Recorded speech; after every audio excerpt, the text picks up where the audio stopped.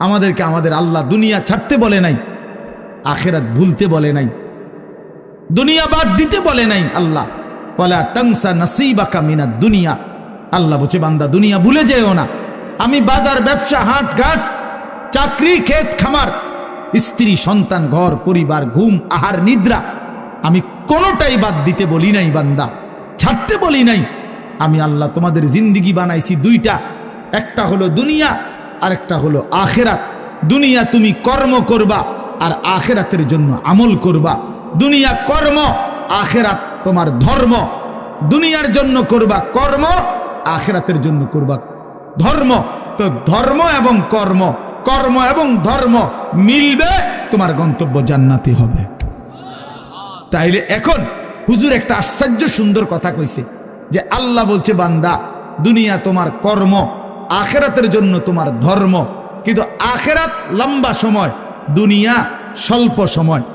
নবীজি সাল্লাল্লাহু আলাইহি সাল্লাম বলছেন একটা সাগরের মধ্যে যদি কেউ নিজের আঙ্গুল সুবায়, ভিজায়, তো আঙ্গুলের অগ্রভাগে যেটুকু পানি, এটুকুই হলো দুনিয়া, আর সাগরের বাকিটা পানি আখেরাত।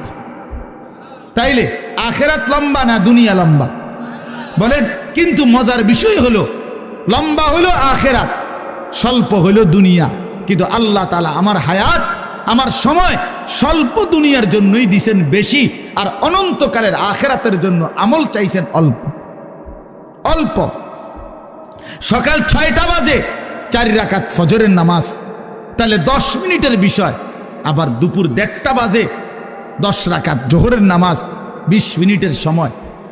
তাইলে ধরে নিলাম সকাল 6টার পরে 7টা, 8টা, 9টা, 10টা, 11টা, 12টা, 1টা, প্রায় 7.5 ঘন্টা পরে আবার 20 মিনিট। তাহলে সকালের 10 মিনিট আর দুপুরের 20 মিনিট, এই হলো 30 মিনিট মনে করেন আখেরাতের জন্য, আর 7.5 ঘন্টা আমার দুনিয়ার কর্মের জন্য। তাহলে স্বল্প সময়ের দুনিয়ার জন্য আমারে সুযোগ দিলেন বেশি, অনন্তকালের আখেরাতের জন্য আমলের জন্য চাইলেন আমার কাছে অল্প সময়। এটাও আল্লাহর জন্য আমরা দেব না? এটা ইনসাফ হইল? এটা বিবেকের দাবি হইল ভাইয়া? অতএব আমি অনুরোধ করছি, মেহেরবানি করে আমরা ভাবতে শিখি। আরে এই বাচ্চা লাগাই দিলেন কেন আপনারা, আবার নামাই দিলেন কেন? তাইলে শেষ, আমার কথা শেষ, আর অল্প একটু কথা। তাইলে আমি বলতে চাচ্ছি, আমরা যদি বুদ্ধিমান হইতাম তাইলে দুনিয়া আমাদের সুন্দরী চলে, আখেরাত সাথে নিলে দুনিয়া লস হয় না। আখেরাত সাথে নিলে 5 ওয়াক্ত নামাজ যদি কেউ মজবুত সিদ্ধান্ত নেয়, এটা কঠিন কিছু না। হালাল উপার্জনের কেউ সিদ্ধান্ত নিলে এটা কঠিন কিছু না। চরিত্র হেফাজতের সিদ্ধান্ত নিলে খোদার কসম এটা কিছুই না। আল্লাহ তাআলা হাদিসে কুদসিতে আছে, ওয়াদা দিছে, কেউ যদি আমি আল্লাহর ভয়ে চোখ হেফাজত করে, আমি তার দিলের মধ্যে ইমানের এমন স্বাদ দেব যে নগদ ইমানের মজা সে পাইতে থাকবে। খোদার কসম, এটা হাদিস। মান তারাকাহা মাখাফাতি আবদালতুহু ঈমানান ইয়াজিদু হালাওয়াতাহু ফি কলবি। তাহলে গুনাহ ছেড়ে দিলে, আল্লাহকে মেনে নিলে, আল্লাহর ইবাদত করিলে খুব কঠিন কিছু না, খুব কঠিন কিছু না। এই জন্য প্রিয় ভাই আমার, বাপ আমার, এই শেষ বেলায় আমি এই অনুরোধটাই করতে চাই, আমরা যদি বুঝি আখেরাত আমাদের জিন্দেগি, পরকালের জন্যই আমাদের প্রস্তুতি। আল্লাহর কথা হচ্ছে, কোরআনের কথা হচ্ছে, ওলামায়ে কেরাম নসিহত করতেছেন, এই সময়ও যদি আমার দিল আন্তরিক না হয় তো আর হবে কখন? আর হবে কখন? কোরআনুল কারীমের মধ্যে আছে, আল্লাহ তাআলা বলেন, ফাবিআইয়ি হাদিসিন বা'দাহু ইউমিনুন। আল্লাহ তাআলা বলেন, বান্দা এই কোরআনের চাইতে দামি আর কোন কথা বললে তুমি বিশ্বাস করতা? তুমি বলো। আল্লাহ নিজে জানতে চাচ্ছে আমাদের কাছে। ফাবিআইয়ি হাদিস, 23টা বছর আমি আল্লাহ কোরআন নাজিল করলাম, সর্বশ্রেষ্ঠ ফেরেশতাকে দিয়ে নাজিল করলাম, জিবরাইল, সর্বশ্রেষ্ঠ রাসূলের কাছে নাজিল করলাম, 23 বছর নাজিল করলাম, 30 পারা কোরআন নাজিল করলাম। আল্লাহ তাআলা জানতে চাচ্ছে আমাদের কাছে, বান্দা বলো না এরপরে এর চাইতে দামি আর কোন কথা বললে তুমি ঈমান আনতা, বিশ্বাস করতা, মেনে নিতা? তুমি বলো, তুমি বলো। এজন্য কোরআনুল কারীমের প্রতি আন্তরিক হওয়া, আল্লাহর কথার প্রতি সর্বোচ্চ মনোযোগী হওয়া, এটা আল্লাহর আদেশ, কোরআন শরীফের আদেশ এটা। ওয়া ইদা কুরিআল কুরআনু ফাসতামিউ লাহু ওয়া আনসিতু লাআল্লাকুম তুরহামুন। আল্লাহ তাআলা কোরআনে বলছে যখন কোরআন পড়া হয় তখন তোমরা ফাসতামিউ লাহু মনোযোগ দিয়ে শোনো, এবং ওয়া আনসিতু চুপ থাকো, লাআল্লাকুম তুরহামুন অবশ্যই তোমাদের উপরে রহমত বর্ষিত হবে। তাইলে দোস্ত এটা জরুরি, একজনই শুনুক, আমার কোনো অসুবিধা নাই, কিন্তু মনোযোগ দিয়ে শুনুক। গাফেল কোনোদিন লাভবান হয় না। এ খামখেয়ালি করতেছে, কেন হাসে, কেন কাঁদে। এখন মনে করেন রাত 11টা বাজে, এখন এত রাত্রে বুট খাওয়ার কি যুক্তিকতা? না কথার কথা, ইনসাফ করে বলেন ভাইয়া, মস্কারি করো না, ভাবতে শেখো। একটা বিবেক কি বলে রাত 11টা বাজে, এটা কি যৌক্তিকতা হইতে পারে?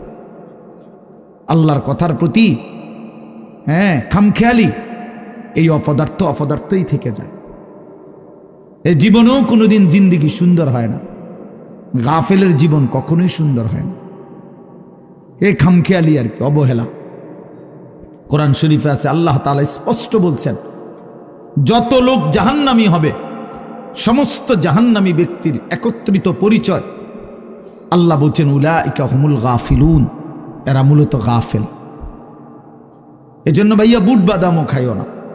আমার কথা হলো অল্প সময় দিল দিয়ে আন্তরিকতা নিয়ে নিজের ভালো, নিজের কল্যাণের জন্য আল্লাহর কথা শুনলে বরকত হবে, আল্লাহর কথা শুনলে বরকত হবে।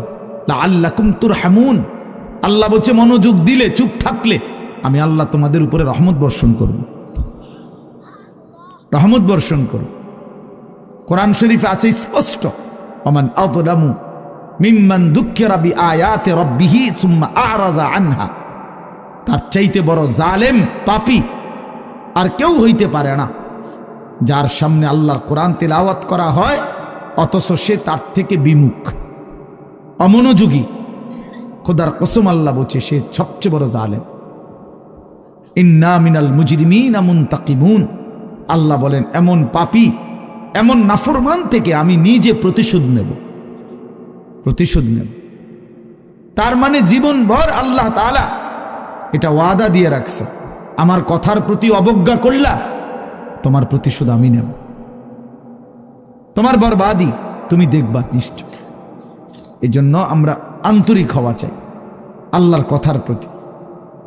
কোরআনুল কারীমের মধ্যে আছে তাকশাইরু মিনহু জুলুদুল্লাযীনা ইয়াখশাউনা রাব্বাহুম।